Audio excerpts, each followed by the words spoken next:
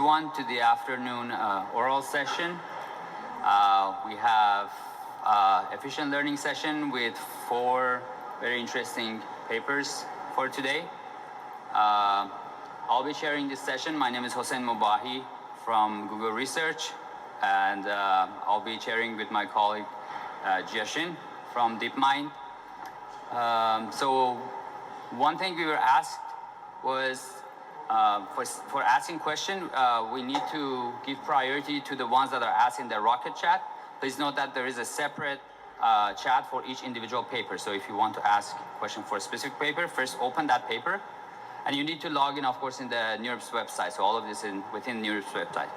Open that paper and you will see the chat and you can ask your questions there. Okay, do you want to? Hello, everyone. Good afternoon. My name is Jiashin, and I'm a research scientist at Google DeepMind. Without further ado, let's welcome the first speaker, Dan, and he will be presenting Monarch mixture, a simple sub-quadratic general matrix multiplication-based architecture. Let's welcome the speaker.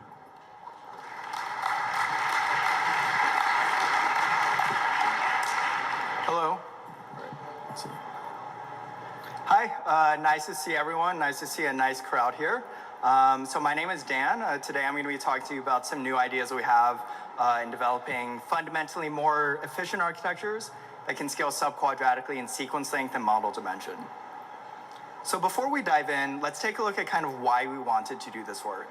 So over the past few years, we've seen some pretty crazy scaling of ML models. So from 100 million to 500 billion in model size in the past few years, from 512 to 200,000 in sequence length over the last 5 years. Now, this has been an extremely expensive endeavor because our current models scale quadratically in sequence length and model dimension. In particular, attention scales quadratically in sequence length n, and the MLP layers scale quadratically in model dimension d. So we've got these models that scale quadratically in sequence length and model dimension. One thing that we could do is we could just say, okay, let's bite the bullet, let's pay the cost, and keep going. We need more flops. But today I want to pose another question. Is there a better way forward? Could we, for example, get from this blue quadratic curve to the sub-quadratic red or orange curves? And in today's talk, I'm going to ask an even more pointed question. Can we find a single primitive that scales sub-quadratically and can replace both attention and MLPs? And I'm going to tell you about how a primitive called Monarch matrices can potentially show us the way forward. So Monarch Mixer, it's a new architecture that scales sub-quadratically in sequence length and model dimension. I'll show you some early results where we can match transformers in BERT and VIT quality with fewer flops and fewer parameters and faster wall clock times. I'll also show you some early results in long document retrieval. So this talk will be split into 4 parts. So first, we'll go over some background on Monarch matrices. Then I'll show you how we can use them to construct completely sub-quadratic architectures. I'll show you some early results, and we'll end with some future directions that we're excited about. So let's start with some background on Monarch matrices. So Monarch matrices are a family of sparse matrices. They're defined as these block diagonal matrices interleaved with permutations. As we'll see, they can be computed in sub-quadratic time. They're also hardware efficient and expressive. So let's dive into each of those pieces now. So the way to think about these block diagonal matrices, the way to read this figure, is that the light blue in these matrices are all zeros, and the dark blue blocks are learnable values. So if you set the size of those dark blue blocks correctly, you can get sub-quadratic compute time. For example, n to the 3/2 or n to the 4/3. These block diagonal matrices are also naturally hardware friendly. That's because instead of having arbitrary sparsity, these dark blue blocks are themselves dense blocks, which means you can compute them using dense matrix-matrix multiply. That's important because modern hardware has specialized compute units exactly for dense matrix-matrix multiply. So for example, these are things like tensor cores on GPUs. As one data point on H100 and A100, these tensor cores can compute matrix-matrix multiply 16 times faster than general arithmetic. So it's quite important if you want to be hardware efficient that you can use them. Finally, these transpose permutations give us a lot of room and expressivity. That's because they generalize the fast Fourier transform. So briefly, recall that the Fourier transform, it's a primitive from signal processing that's super powerful, has a ton of applications. So it's got applications in controls, all sorts, every field of engineering and more. And it's really powerful because it admits a n log n divide and conquer algorithm. These transpose permutations in the Monarch matrices can implement the FFT, so they exactly generalize the FFT, so they exactly implement this divide and conquer algorithm, so they can implement the FFT and also generalize beyond the FFT. So because Monarch matrices generalize this super powerful primitive from signal processing, they're very expressive. So they can capture a lot of structured linear transforms. I've shown a number of them on screen here. I'll briefly call it the convolution, which will be important for replacing attention in transformers. Okay, so that's Monarch matrices. Now, how can we use them to construct sub-quadratic architectures? Let's dive into that now. I'll quickly tackle the MLP first because it's a bit simpler. It's the simpler of the two operations. All we have to do is you can take your dense layers, like these red layers that I've shown here, replace them with Monarch matrices, or even simpler, you can sometimes just replace them with block diagonal matrices. Attention is a bit more complex, but the key to the puzzle is going to be a line of work on gated state space models and gated convolutions. So you may have heard about some of these recently. There are architectures like Mamba or Hyena. So there's been a few architectures that look like this. The basic idea is you take convolutions of your input and you multiply them together. So this is what we call a gated convolution. So I've just put up one example here and a few references at the bottom, but what I'm going to tell you really applies to almost all these architectures. The key idea is that these architectures have started to match or outperform transformers when trained on the same amount of data. A key point to note here, and what will actually be our angle for attack, is that these are long convolutions. So they're convolutions where the filter is as long as the input. So they're not kind of like the 3x3 convolutions that you think about in vision. And so because of that, to compute them efficiently, we're going to use something called the FFT convolution theorem. So there's the fast Fourier transform coming back again. So what the FFT convolution theorem, what that looks like is, when you're computing this convolution, instead of doing something like PyTorch conv1d, you're going to take the FFT of the input, the FFT of the kernel, do a pointwise multiplication, and then take the inverse FFT. And in this way, you can compute the convolution in n log n time with an FFT algorithm. Now, since Monarch matrices exactly generalize the FFT, there's a pretty natural drop-in replacement that you may have thought of already. So we can just take our FFT operations and replace them with Monarch matrices. Okay, so we tried this in language modeling and next token prediction, and we got a little bit of a funny result. So we got a perplexity of 1.0. So if you're not familiar with that metric, that means 100% perfect next token prediction. So what was going on there? It turns out if you just do this naive substitution, you get a non-causal model. So you get a model that can cheat and just look up the next token. So you're trying to train this model with next token prediction, and it's sort of not learning anything, it's just bypassing the loss. More precisely, what we need is we need to ensure that these Monarch convolutions form a causal map. So if you have some input U, some output H, you need, for example, H0 can only depend on U0, you need H1 to only depend on U0 and U1, etc. So we need to ensure that these Monarch convolutions are going to be causal. So a naive solution, and actually what transformers do, is masking. So you can just mask out the future tokens in your computation. So when you're computing H0, you just take U0 and mask out all the future tokens. You're computing H1, you do the same, etc. Now this has a critical drawback. Even if you can compute these blue maps in sub-quadratic time, you're still going to get an operation that is quadratic overall. And that's because you still have to run this operation n times. So our solution, instead of masking out the input, is we're going to make that transformation causal instead. So you can read the paper for more details. I'll just go over at a high level. The theory is actually quite elegant there. But the basic idea is we're going to take a polynomial view of our Monarch matrices and then derive conditions over those block diagonal matrices that ensure causality. So we did this, we took this and plugged it into our models, and I'm just going to notate that here with this M prime. And we started to get perplexity values that make sense again. So now armed with that technical result, we can now replace both attention and MLPs in transformers with something that is completely sub-quadratic. So in particular, we're going to replace the attention with these gated Monarch convolutions. We're going to replace the MLPs with these Monarch MLPs. So now let me go into some of those results. So the way that we did our results, or our evaluation, was we took 3 applications where transformers have kind of been dominant. So BERT-style, VIT-style, and GPT-style models. So let's start with the BERT-style models. So here we were pretty excited. We were able to match BERT base and BERT large quality on downstream glue fine-tuning with up to 27% fewer parameters. More excitingly, we can actually see up to 9 times faster wall clock time for long sequences. We've started to use these capabilities to train some long context BERT retrieval models. So this is some new work that's not even out yet. Hopefully it'll be out next week.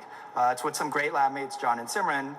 In the initial results, so far we've scaled up to 8K BERT models, and that model is starting to outperform much larger models on kind of long document retrieval. So it's starting to outperform models that are 15 times larger in parameter size. Next, let's move on to ImageNet classification with VIT-style models. So here we've been able to match a vision transformer with 49% fewer parameters. We've been able to, and another baseline that we kind of just threw in there for fun, we also were able to outperform a ResNet with 25% fewer parameters. And that was pretty crazy for us if you think about it, because ResNets were fine-tuned on ImageNet classification for years, and here we have a model that when we were creating it, we weren't even really thinking about images, and yet we can still be more parameter efficient. Finally, GPT-style model. So here, we did something even crazier. We just completely took the MLPs out. The only things left are kind of those linear projections. We found that these models can still match GPT-2 performance on pre-training. And that was pretty wild to us. It suggests that there may be a whole range of architectures out there.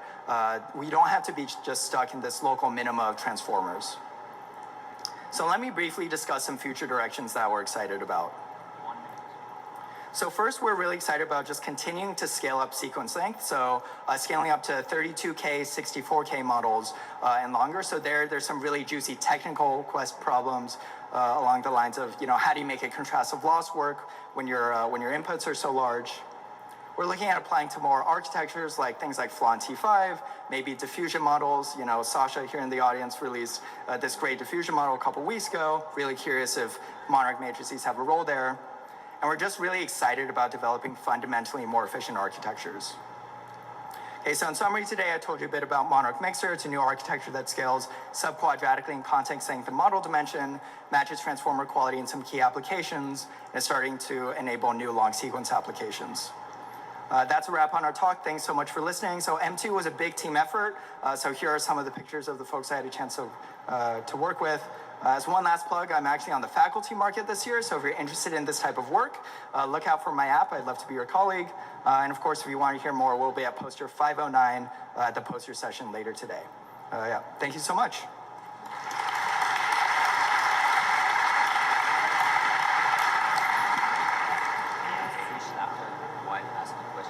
Oh, okay.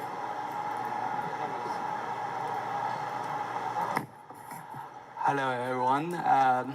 Any questions? If you have questions, please come to the microphones in the 2 aisles. Also, if you have questions, you can also submit at the Rocket chat page.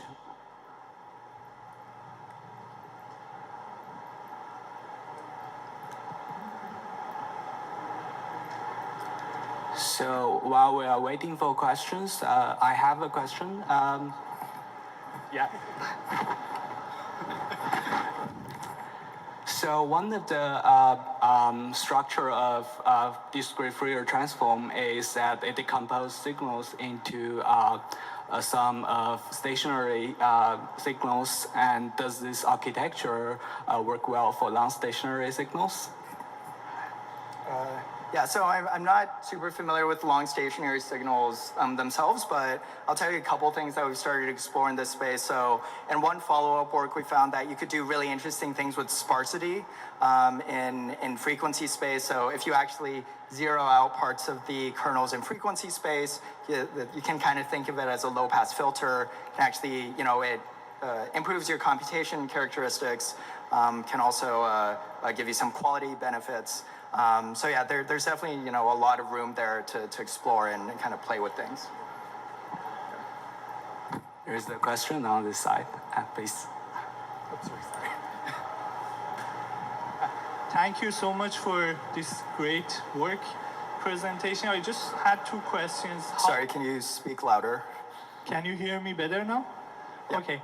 So how easy is to scale this solution for, let's say, larger models? That's my question number one. The second question is, for your BERT experiments that you showed in the paper, have you used the same training data set as the original BERT model in your result evaluation or not? Thank you so much. Great question. So in terms of scaling up, so the one that we've scaled up to so far is BERT large, like a 340 million parameter. Really excited to continue try scaling up. I think we had one experiment in the GPT with kind of billion parameter sizes. And then in terms of training data, so we played with a few things. So we did some comparisons that were just like everything about the formula was the same. And then we also took some and used some more modern things like training on C4 and things like that. And we can take one more questions.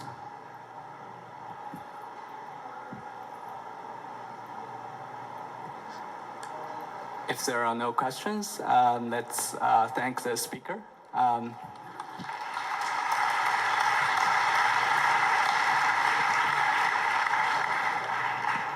Thanks, everyone. Our next speaker is Tim from University of Washington. He'll be talking about QLoRA. Thank you, everyone, for coming. I'm Tim. Today, I present QLoRA efficient fine-tuning of quantized large language models. Language models have been gotten a lot bigger and a lot more powerful, but they have become so big that it's actually quite difficult if you take a pre-trained model and you want to fine-tune it as sort of a normal researcher. Often you need now a big GPU server, and most researchers don't have that. So with QLoRA, what we worked on is reducing the memory requirements so that everybody can fine-tune large language models. The main contribution of QLoRA is we compress neural networks to 4-bit, and we develop a new data type, 4-bit normal float, that can replicate 16-bit performance, even though we compress the neural network to 4-bit. Before I talk about QLoRA, I give you a little bit of background. So this work is about quantization, about compression. So we do, for example, quantization if we have a 32-bit float number and we want to quantize it to a 4-bit integer. In this diagram, I have a histogram, which is equivalent to a int4 quantization with 16 different bins. And in red, I have the normal distribution. And if we want to quantize all the values in the normal distribution to a 4-bit integer, we need to reduce all these values to 16 different values. How do we do that? We find the empirical minimum and maximum range of the distribution, and then we slice this distribution in 16 different slices with equal width. Each of these slices is a quantization bin, and all the values contained of the normal distribution in this bin are quantized to the middle value of the bin. And with that, we can reduce all the values in the normal distribution just to 16 different values. And this is an int4 quantization. Now, if we do other quantizations with other data types, we have different ranges. And so what I do in my work is I generalize these data types by normalizing the range the data types take to the range -1 and 1. This approach is also called a codebook, where you map an index to particular values in the data type. And so if we have this codebook, there's a 2-step recipe how we can quantize any tensor. And so we take the tensor x, then we normalize it into the range, we normalize it into the range -1, 1 by dividing by the absolute maximum value. And then we go through each element in the tensor and find the closest value in the data type. We do that by doing a binary search on the sorted values in the data type. And with that, we can then quantize the entire tensor. Just to make this a little clearer, here's an example. This is a very unusual 2-bit data type. It has the values -1, 0.3, 0.5, and 1.0. The input tensor is 10 - 3, 5, 4. And now let's go through the steps of the recipe. So first we find the absolute maximum value, which is 10. We divide by it, we get 1 - 0.3, 0.5, 0.4. And then we find the closest value of these values for each element associated in the data type. We get 1, 0.3, 0.5, 0.5. Then we find the associated index of these values. And this is now a 2-bit representation. Now we can store it and it's compressed. If we want to dequantize these values, we just do all the steps in reverse. So we look up the associated values in the data type, and then we denormalize by multiplying by the absolute maximum value 10. That gives us 10, 3, 5, 5. And so if we compare input and output tensors, what we see is that we have two big errors. The -3 turned into a 3, and the 4 turned into a 5. These are quantization errors. And so the main challenge in quantization research is we want to compress a neural network with a low precision data type, but we want to keep all the quantization errors minimal. If the quantization errors are large, we degrade the neural network performance, and we want to avoid that. And that's the main challenge. Let's talk a little bit about fine-tuning. Why is it so expensive? So the best way to look at it is to look at the cost per parameter in fine-tuning. And so the per parameter cost for full fine-tuning is 16-bit for each weight, 16-bit for each weight gradient, and 64-bit if we use atom for each parameter. That gives us 12 bytes per parameter. And if you have a 70 billion model, that's 840 gigabytes of GPU memory, 36 consumer GPUs. That's a lot of memory. If we use lowering adapters, we get much more efficient. And so what we do there is we take a pre-trained model, we freeze it, now we put some tiny layers on top of it, some adapters. And so if we fine-tune it, we do stochastic gradient descent through the frozen layers into the adapters, and we just update the adapters, not the main model. And so what that does is the weights still need 16-bit per value. But now all the other values that are updated, they're only a fraction of a bit on average. And so in total, we have 17.6 bits per parameter. That adds up to 150 gigabytes of memory, which is 8 consumer GPUs. Now, with our development of QLoRA, we step in and go a step further. So now we take the pre-trained model, quantize it to 4-bit, and then put adapters on top. That reduces the average footprint to 5.2 bits per parameter, which is 46 gigabytes, and that fits into 2 consumer GPUs. Now, the main challenge is we want to preserve the performance while doing this 4-bit compression, and that is the main challenge. So we have 3 innovations that improve the memory performance, but then also the precisions to reduce the quantization error. There's one part, paged optimizers, I will not talk about. You can read about it in the paper. It's used to prevent memory spikes during fine-tuning if you have hit a large document and during your fine-tuning run. The main contribution that we have is the 4-bit normal float data type. This is a data type that's information theoretically optimal. And so you can think about it like this. So in the beginning, I showed you an in-4 quantization where the quantization bins have equal width. In a normal float data type, the bins have equal area. That means each slice has equal probability mass in the normal distribution. And that means the same amount of values are quantized into each bin. And with that, each bin has equal amount of values and it's information theoretically optimal. Our second contribution is a little bit silly. It's double quantization. We do a quantization of the quantization. And so what does that look like? So in the normal quantization, we take the weight, quantize it, and now we get 2 pieces. The quantized weights and then the absolute maximum constants. We have multiple constants because we slice the weight into blocks, and each block has its own constant. And so we get a matrix of constants. On average, these are 0.5 bits, and that's multiple gigabytes of GPU memory. And now we quantize those constants again. We save about 0.4 bits on average, and that is important if we want to fit large models into consumer GPUs, because otherwise they don't quite fit. And so these are the contributions. Now let's look at the results. So the main thing that we want is to replicate 16-bit performance. That was our main goal. And so what I have here is different llama models of different sizes, and we fine-tune on the FLAN2 instruction data set. We evaluate on MMLU accuracy. We have in pink the 16-bit baseline and brain float 16. And what we see now that the float data type, the regular float data type, 4-bit float in blue, doesn't quite replicate 16-bit performance. However, if you use our normal float data type, we get up to 16-bit performance. And so with that, we have now replicated 16-bit performance. In our papers, we have much more experiments that also have the same finding. But with that now, we are at the stage where we can very efficiently fine-tune very large language models with very little resources. And so now we go a step further and ask, can we build a high-quality chatbot now that we very quickly can explore all possibilities with cheap fine-tuning? And so through our experiments, we run over 1,000 experiments, we find a very good data set and build a chatbot called Gonako, which is a 4-bit data set we created by just fine-tuning on a single consumer GPU for 24 hours. And now we want to compare how good is a chatbot compared to other chatbots that are trained or fine-tuned in 16-bit. And so we have a tournament-style setup where the setup is we have 80 different prompts from the Vicuña data set, and we give this prompt to 2 random chatbots, and then they compete to generate the best response. Each chatbot generates a response, and then the responses are judged by either humans or GPT-4, and either humans or GPT-4 say which response is better. This consists is a game, and so we play multiple games with many random allocations of chatbots, and with that we can determine which chatbot is better than another chatbot. If we do the setup, then we find that humans think our chatbot on these Vicuña prompts is a little bit better than ChatGPT.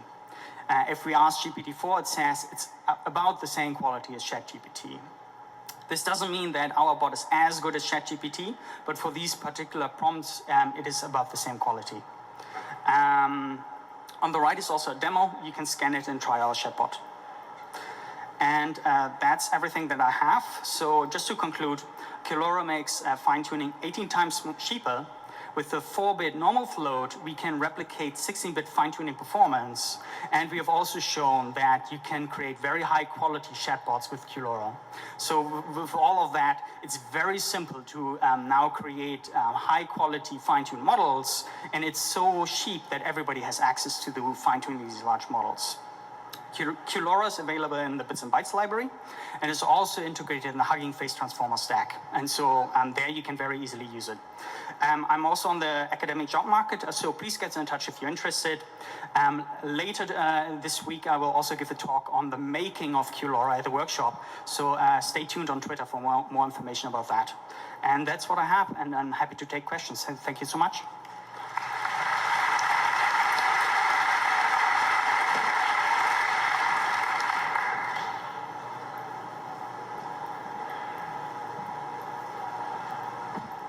There's no question in the chat yet, so if there is anyone in the audience, they can ask first. Yeah, hi, thanks for the talk. I was wondering, people have been debating whether QLoRA is able to recover the performance of full fine-tuning. So I was wondering, do you have any comments on that? Yeah, there was sort of a big open source effort. I think in the end, the conclusion is that for some tasks, QLoRA has some problems to hit the 16-bit fine-tuning performance. We don't see for instruction fine-tuning there it's relatively reliable, and there are many chatbots that were created with QLoRA, and that's good. But there are some problems with sort of very long contexts, and also for some specific tasks. So for most tasks it works, but there are some exceptions. Thank you.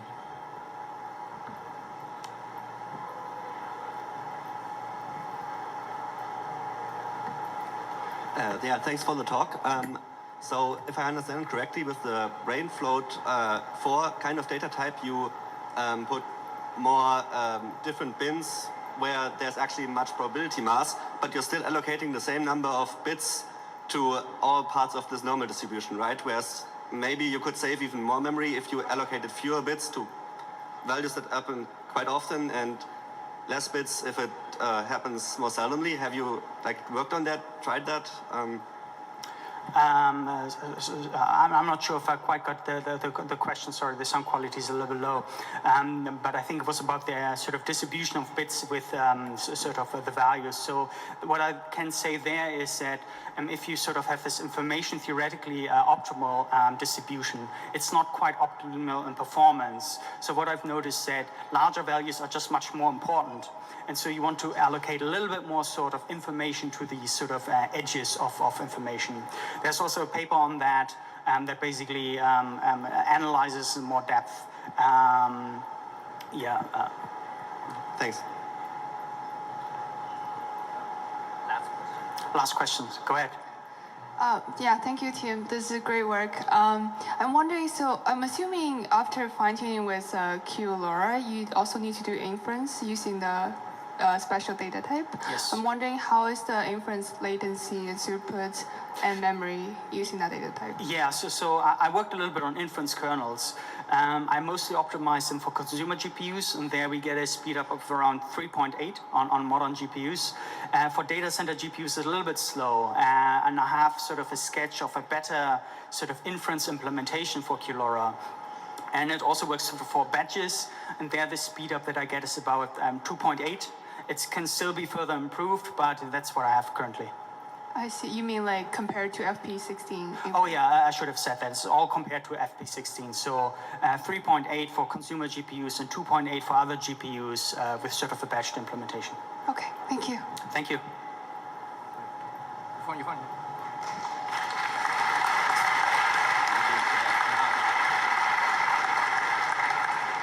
Okay, our next speaker is Niklas from Hugging Face. He'll be talking about scaling data constrained language models. I would like to mention that this paper is also among the best paper runner-ups on the main track of the conference. Without further ado, Niklas, please. Thanks. Hi, I'm Niklas, and I'm presenting Scaling Data Constrained Language Models. The premise for this work is that we are data constrained. Here's a plot from prior work that estimates that given their definition of high-quality language data, we're going to be exhausted next year. And what they mean with high-quality language data is data such as papers and books. There's other sources, like code. However, it's unclear how useful it actually is for large language models. And for low-resource languages, we are already hardcore data constrained. The first solution we investigate is simply repeating data. It's important to mention here that while it's pretty common to train for multiple epochs in most machine learning problems, for large language models, this has been very uncommon. In GPT-3, they write that data are sampled without replacement. In PaLM, they say that they explicitly avoid repeating data in any subcomponent. And there was other work explicitly recommending against repeating any data when training large language models. So we ask, is it really that bad? To answer this question, we have three different setups. We start by simply training for a single epoch. Here, this is your usual training graph where we have the validation loss on the y-axis and the training tokens on the x-axis. And for all of those setups, there's nothing special here. Loss improves as we increase training. Now, what happens if we train for 2 epochs? Notably, the performance is around the same. So here, only half of the data is unique, and it has to be repeated twice. So for the setup on the left, 28 billion tokens are unique, and they're repeated for 2 epochs. 3, 4, and it's still pretty similar. However, eventually, it starts to diverge. So we shouldn't train for too many epochs. At 44 epochs, literally just 1/44 of the data is unique, and we're repeating 44 times. So that's like 1 billion tokens, 1 billion unique tokens for the setup on the left, and that obviously isn't very good.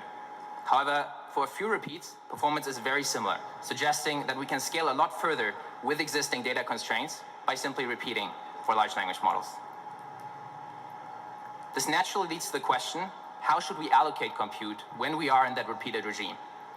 A quick reminder from last year, Chinchilla told us that when we're not repeating data, so in the single epoch regime, we should scale model size and training data equally, in equal proportions.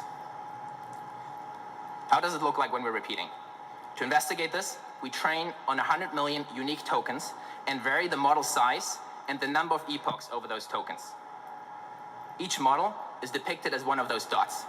And as we go towards the upper right, so more parameters and more epochs, loss improves as indicated by the contours.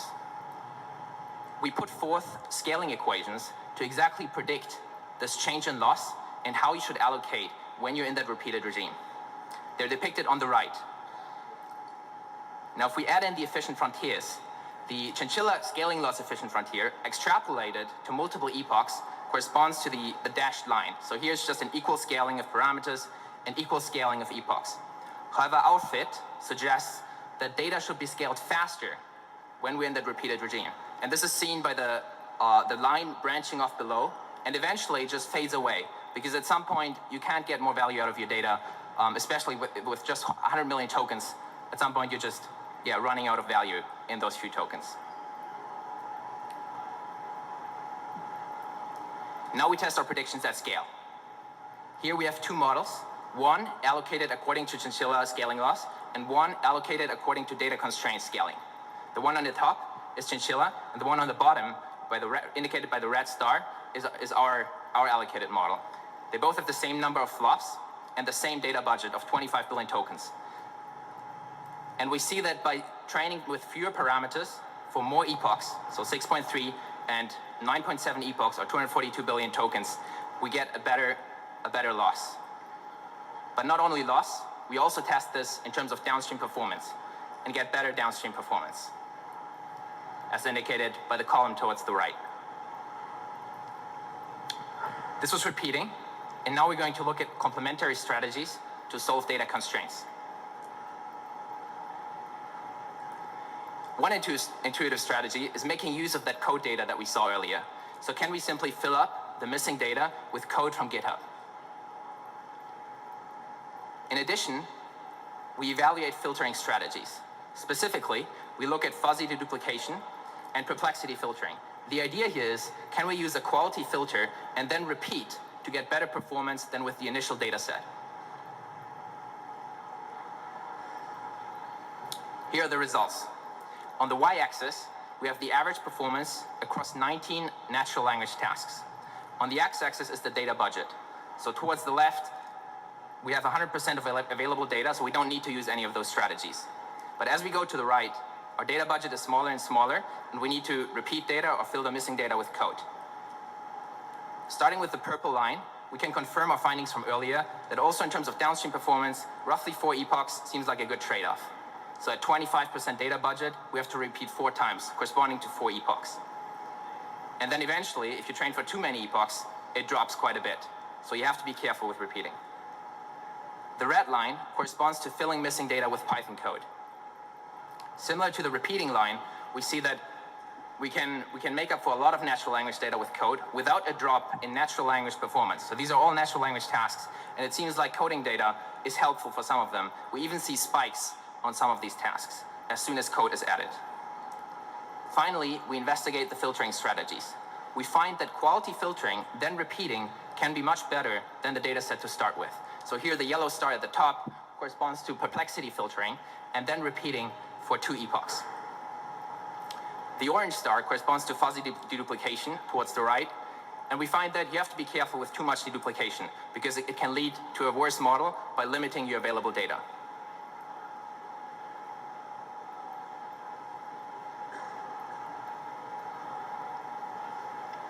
Now I'll go through the takeaways. The first takeaway is that repeating data is generally fine. For many setups, roughly 4 epochs seems to provide a good trade-off. However, there are diminishing returns, and you have to be careful with too many epochs. Next, adding code data is fine, even if you're only interested in natural language tasks. We find that 50% provides a good trade-off for most setups. Finally, quality filtering plus repeating can be a good strategy and is often much better than the data set you started with. Because the penalty from repeating is often much smaller than the additional gain you can get from quality filtering. And finally, I wanted to finish off with some other work that has made use of these findings in their large language model training. So at the top, we have FinGPT, a large language model for Finnish, where they only had 38 billion unique tokens, and they had to repeat them for 8 epochs in order to be able to train a reasonable large language model with 13 billion parameters. And there are several more that haven't made use of these findings. Thanks. Yeah. Oh yeah. Like Dan and Tim, I'm also on the market this year, but applying for PhD positions. Thanks a lot.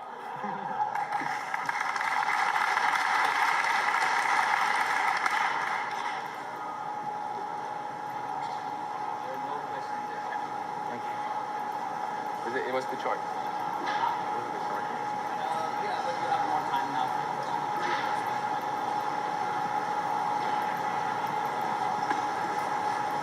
Again, there are no questions on the chat, so if audience has a question here, they can ask. Can I ask a question? Yeah, of course. So 4x was like the magic number. You could repeat the data about 4 times, 8 times, but not too many times. Is that also a function of the model, the learning rate, some other hyperparameters? Yeah. So the hyperparameters can matter a lot.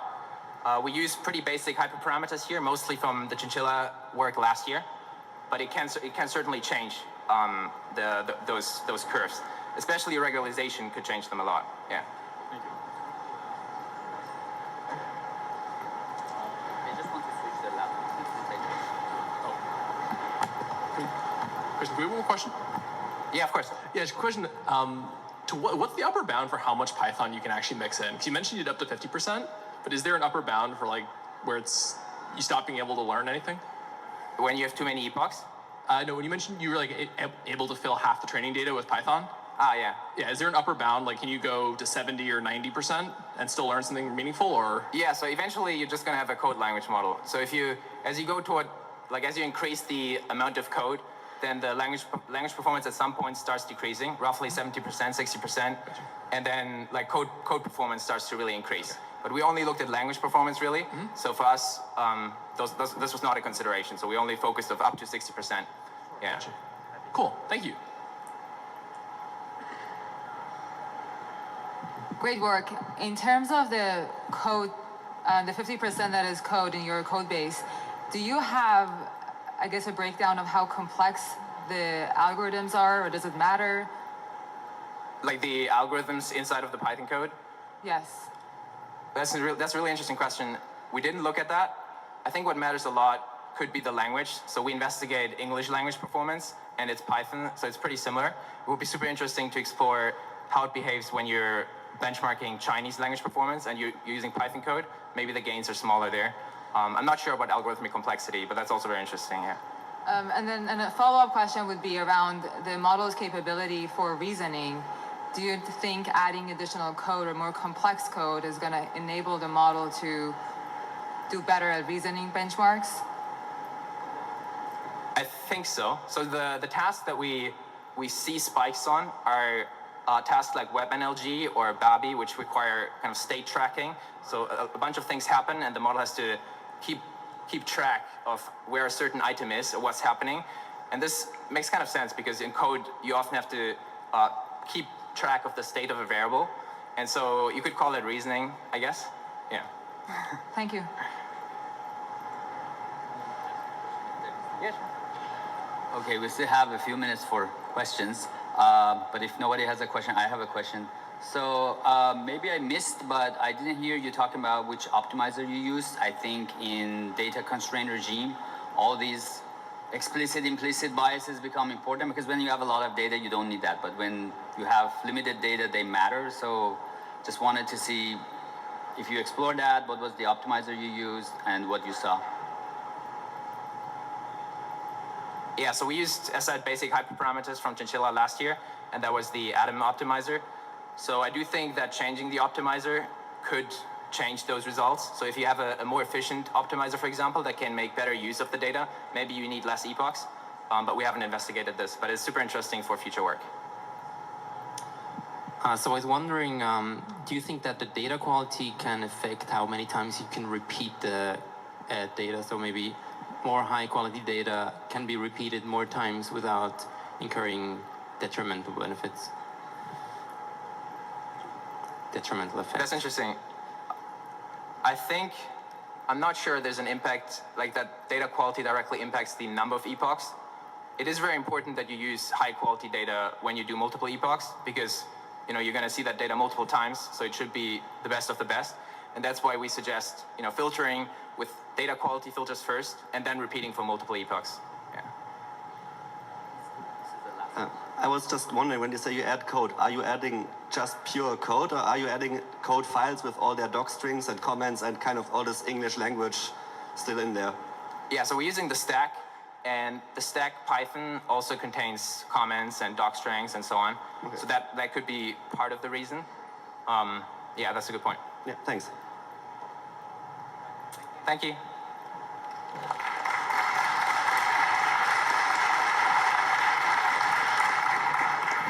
So now it comes to the last talk of this session, and Li Yuan will be talking about straight-through estimators for backpropagation through discrete variables. And let's welcome the speaker.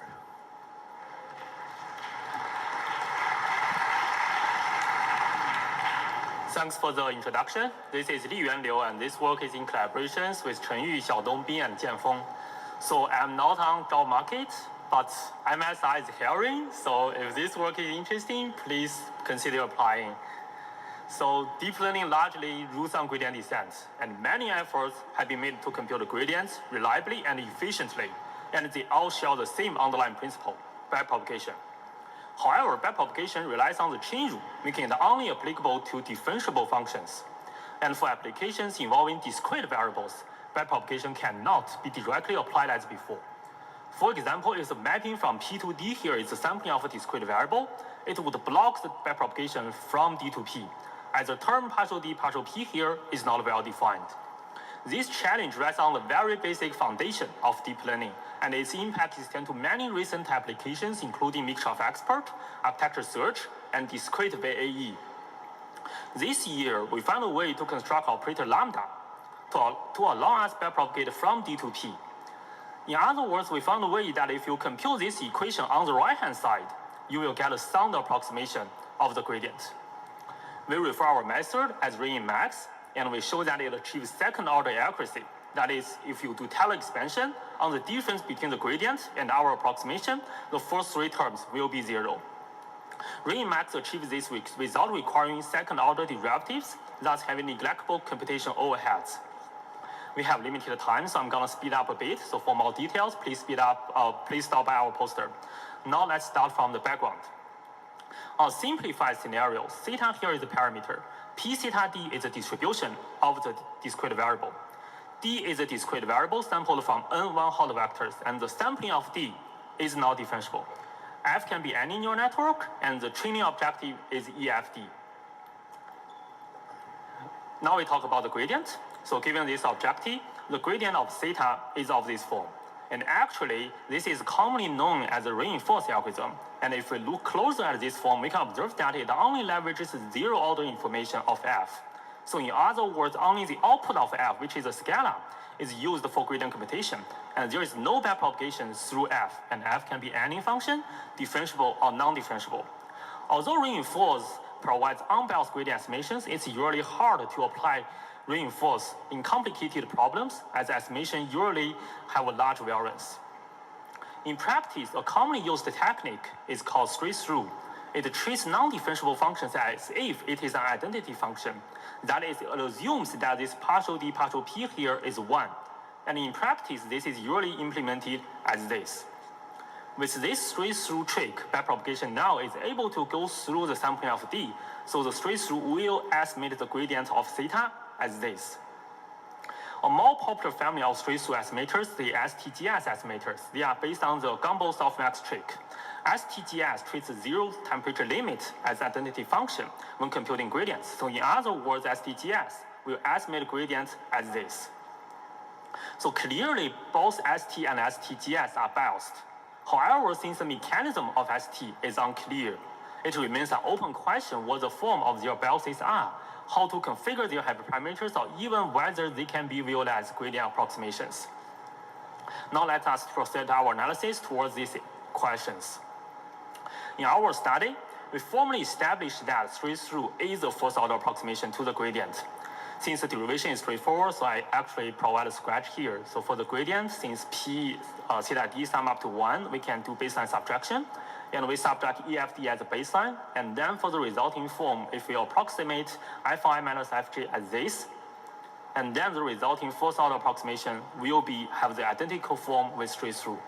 So although the derivation here is somehow straightforward, we didn't expect this result in the first place. This connection is quite a surprise to us. And to the best of our knowledge, this is the first result formally establishing straight-through as a first-order approximation to the gradient in the general multinomial case.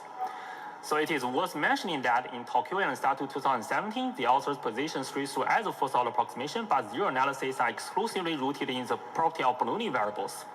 That is, if D is a Bernoulli variable, then we have pi1 plus pi2 equal to 1, then we have this formula. But this analysis cannot be directly applied to the multinomial variables.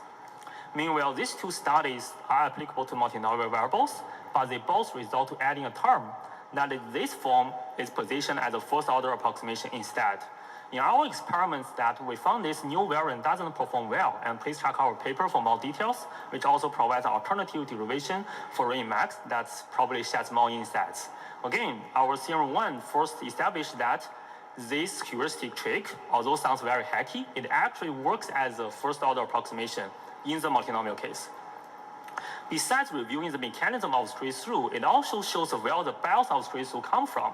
Specifically, the approximation straight-through did is to approximate this as this. For simplicity, we use these two to indicate two one-hot vectors, and then straight-through works as approximate this as this. This approximation has been known as the forward Euler method, which is a first-order numerical ODE solver. It is like we want to compute the integral from these two states, and the forward Euler method will compute the shadowed area as an approximation. Obviously, one way to improve straight-through is to better approximate this term. Fortunately, in the literature of numerical analysis, it is possible to achieve higher-order accuracy without requiring higher-order derivatives.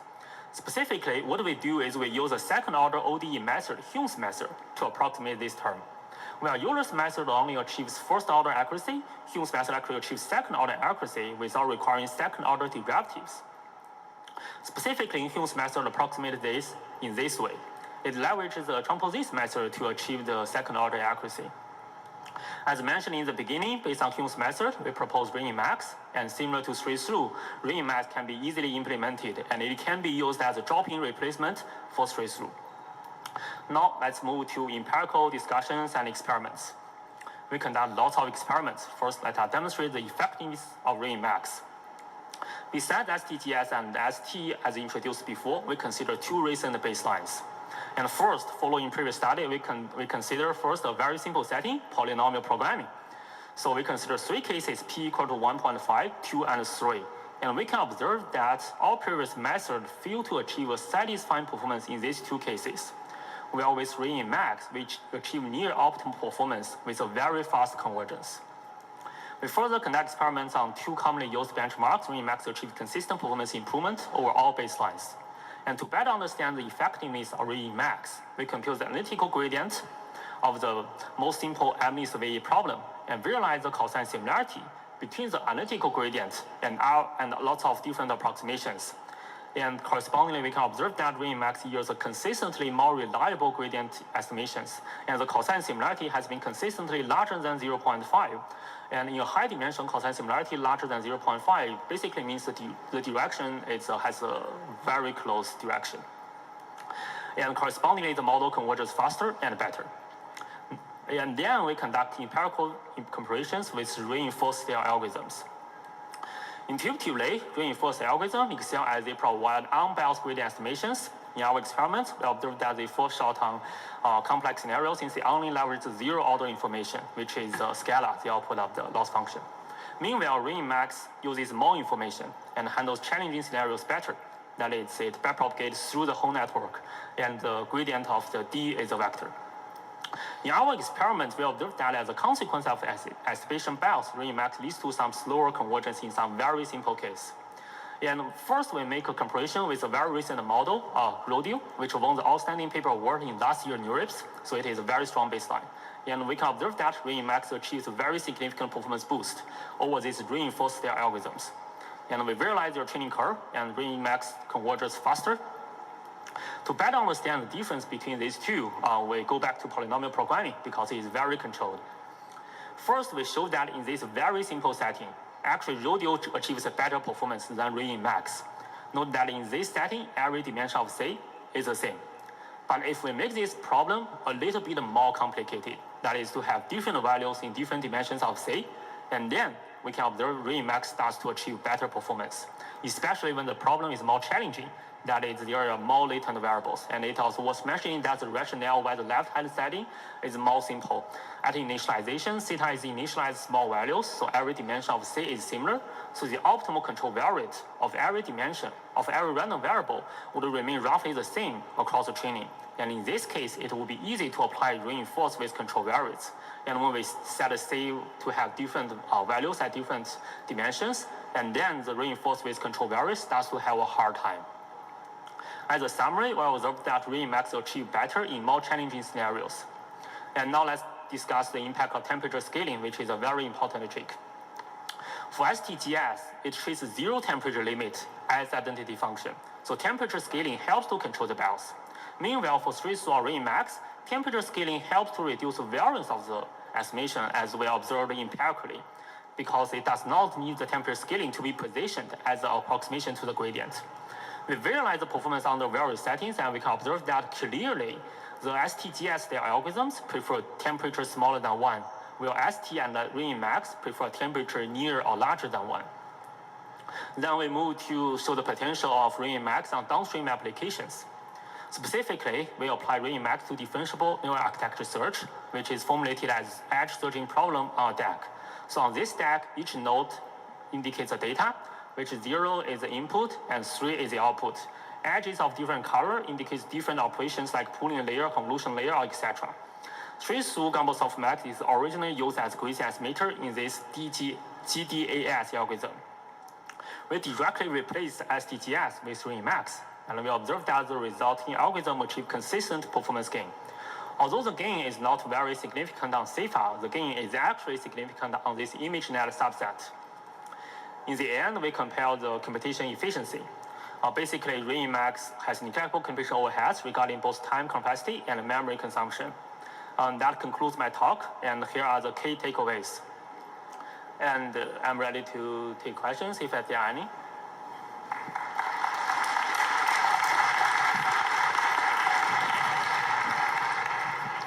Thanks to the speakers. And to ask questions, please come to the microphones.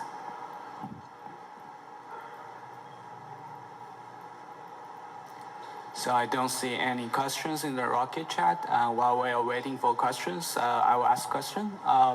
So one of the challenges of having a biased estimator, gradient estimator, is that people observe that sometimes when the latent variables are very high dimensional and you have many levels of stochasticity, then this kind of gradient estimator will cause instabilities. And I was wondering, like, if you have observed this kind of instabilities, like, also I have noticed that the MNIST experiment has relatively low hidden dimensions. Yeah, that's a very good question. And that's also the reason that I mentioned that the temperature scaling, actually, we observed that it helps to control the variance of the gradient estimation. So from my perspective, the 3-2 line of the gradient estimation actually achieves a kind of a bias variance trade-off. So it has smaller variance comparing to policy gradient methods. But still, it has some variance. And this variance need to be controlled.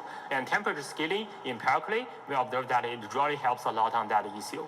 And although we try to do some theoretical understanding on the variance, but we also have some results. But when we empirically verify these results, they cannot properly reflect the reality. So we didn't include that in that study. But I think probably that's a very good question for future study.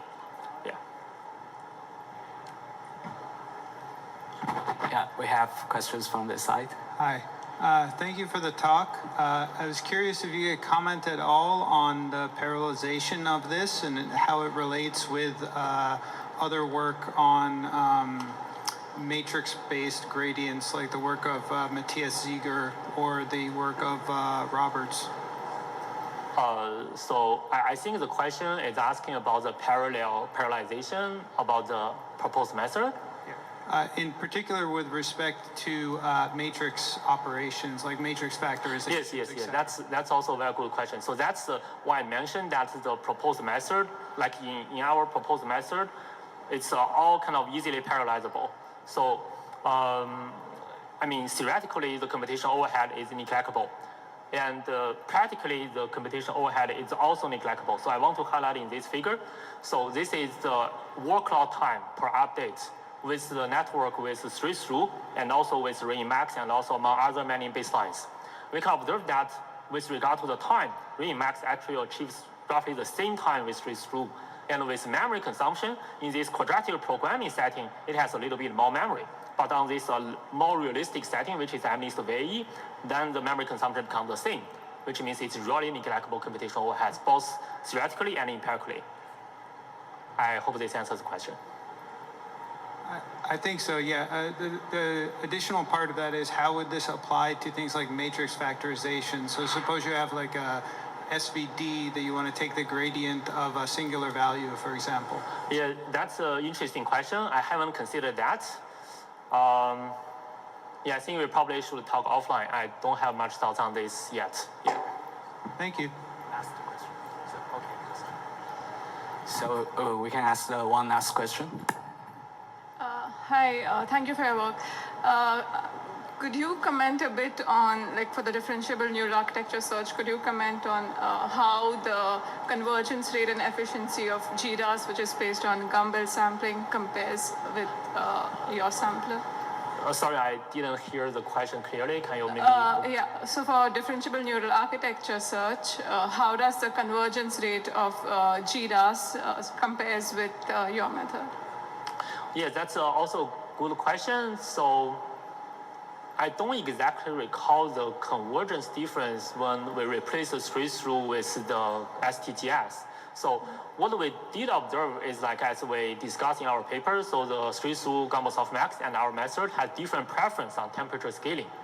So the original GDAS algorithm did temperature scaling as a trick, and we don't want to kind of refine a lot of the temperature scaling. So we didn't do any temperature scaling across the training. Instead, we directly increase the weighted decay. And we observed that then the performance is, even better and more stable with our method. But for STGS, it seems that the temperature scaling is a necessary technique. Okay. And in terms of efficiency, it's comparable to GDAS? Yes, I think so. Okay. Yeah. Thank you. Thank you. Okay, thanks. Let's give the speaker another round of applause. And this officially closes the session. Thanks for coming.